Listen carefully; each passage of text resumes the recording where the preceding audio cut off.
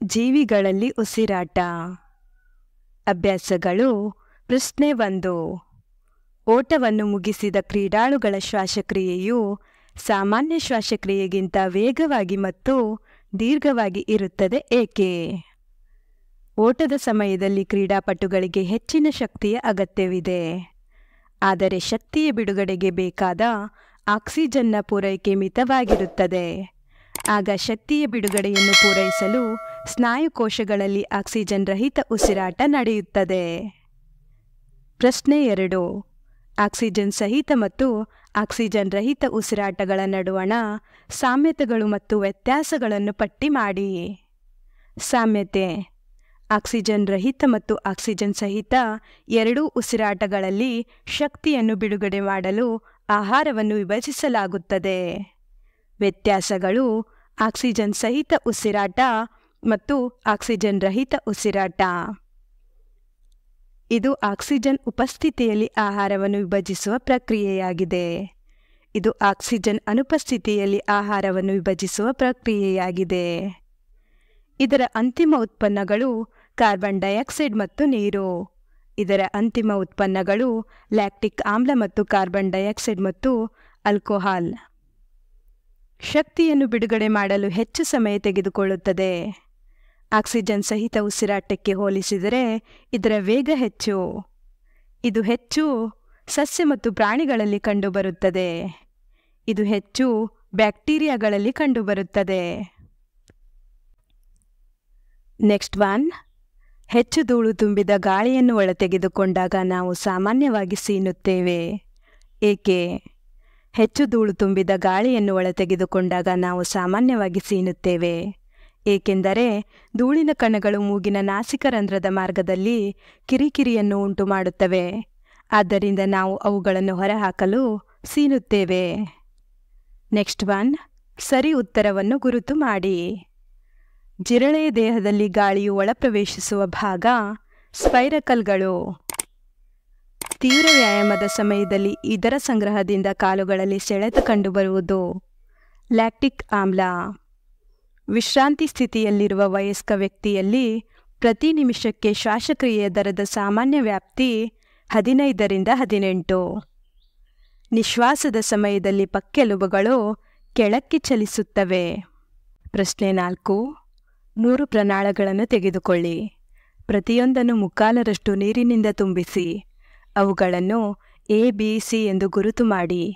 A ಪ್ರನಾಳದಲ್ಲಿ ಒಂದು ಬಸವನ ಹುಳುವನ್ನು, B ಪ್ರನಾಳದಲ್ಲಿ ಒಂದು ಜಲಸಸ್ಯವನ್ನು ಮತ್ತು ಸಿ ಪ್ರನಾಳದಲ್ಲಿ ಬಸವನ ಹುಳು ಮತ್ತು ಜಲಸಸ್ಯ ಎರಡನ್ನೂ ಇಡಿ.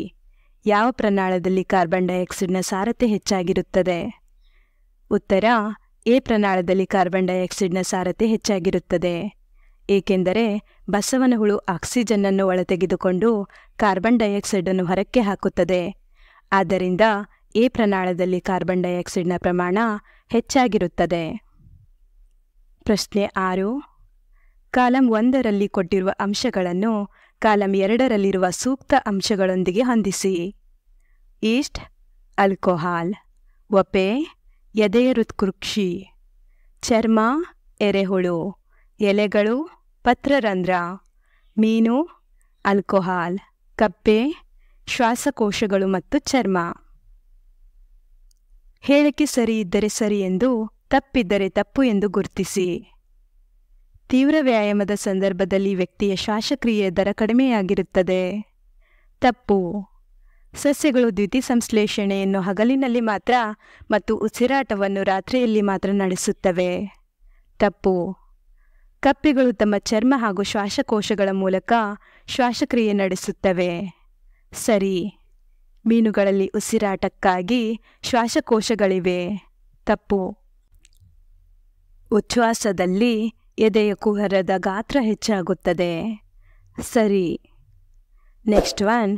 ಜೀವಿಗಳ ಉಸಿರಾಟಕ್ಕೆ ಸಂಬಂಧಿಸಿದ ಕೆಲವು ಪದಗಳು ಅಡಗಿಕೊಂಡಿರುವ ಅಕ್ಷರಗಳ ಚೌಕವನ್ನು ಕೆಳಗೆ ಕೊಡಲಾಗಿದೆ. ಆ ಪದಗಳು ಕೆಳಗಿನಿಂದ ಮೇಲಕ್ಕೆ, ಮೇಲಿನಿಂದ ಕೆಳಕ್ಕೆ ಅಥವಾ ಕರ್ಣಗಳಲ್ಲಿ ಹೀಗೆ ಯಾವ ದಿಕ್ಕಿನಲ್ಲಾದರೂ ಇರಬಹುದು. ನಿಮ್ಮ ಶ್ವಾಸಾಂಗವ್ಯೂಹಕ್ಕೆ ಸಂಬಂಧಿಸಿದ ಪದಗಳನ್ನು ಕಂಡುಹಿಡಿಯಿರಿ. ಆ ಪದಗಳಿಗೆ ಸಂಬಂಧಿಸಿದ ಸುಳಿವುಗಳನ್ನು ಚೌಕದ ಕೆಳಗೆ ನೀಡಲಾಗಿದೆ. ಕೀಟಗಳ ಗಾಳಿಕೊಳವೆಗಳು ಶ್ವಾಸನಾಳಗಳು. ಎದೆಯ ಕುಹರವನ್ನಾವರಿಸಿರುವ ಅಸ್ಥಿರಚನೆಗಳು ಪಕ್ಕೆಲುಬು. ಎದೆಯ ಕುಹರದ ಬುಡದಲ್ಲಿರುವ ಸ್ನಾಯುವಿನ ಹಾಳೆ ಒಪೆ. ಎದೆಯ ಮೇಲ್ಮೈಯಲ್ಲಿರುವ ಸೂಕ್ಷ್ಮ ರಂಧ್ರಗಳು ಪತ್ರರಂಧ್ರ. ಕೀಟಗಳ ದೇಹದ ಪಾರ್ಶ್ವಗಳಲ್ಲಿರುವ ಸಣ್ಣ ರಂಧ್ರಗಳು ಸ್ಪೈರಕಲ್. ಮಾನವರ ಉಸಿರಾಟದ ಅಂಗಗಳು ಶ್ವಾಸಕೋಶಗಳು. ಉಚ್ಛ್ವಾಸದ ಮೂಲಕ ನಾವು ಗಾಳಿಯನ್ನು ಒಳತೆಗೆದುಕೊಳ್ಳುವ ರಂಧ್ರಗಳು ನಾಸಿಕ ರಂಧ್ರಗಳು. ಆಕ್ಸಿಜನ್ ರಹಿತವಾಗಿ ಉಸಿರಾಡುವ ಒಂದು ಜೀವಿ ಈಸ್ಟ್. ಶ್ವಾಸನಾಳ ವ್ಯವಸ್ಥೆ ಹೊಂದಿರುವ ಜೀವಿ ಜಿರಳೆ. ನೆಕ್ಸ್ಟ್ ಒನ್, ಪರ್ವತಾರೋಹಿಗಳು ತಮ್ಮೊಡನೆ ಆಕ್ಸಿಜನ್ ಕೊಂಡೊಯ್ಯುತ್ತಾರೆ ಏಕೆಂದರೆ ವ್ಯಕ್ತಿಯೊಬ್ಬನಿಗೆ ಅಲ್ಲಿ ದೊರಕುವ ಗಾಳಿಯ ಪ್ರಮಾಣ ನೆಲದ ಮೇಲೆ ದೊರಕುವುದಕ್ಕಿಂತ ಕಡಿಮೆ. ಧನ್ಯವಾದಗಳು. ಮತ್ತೆ ಭೇಟಿಯಾಗೋಣ ಮತ್ತೊಂದು ಹೊಸ ವಿಡಿಯೋದೊಂದಿಗೆ. ಅಲ್ಲಿವರೆಗೂ ಡೋಂಟ್ ಫಾರ್ಗೆಟ್ ಟು ಸಬ್ಸ್ಕ್ರೈಬ್.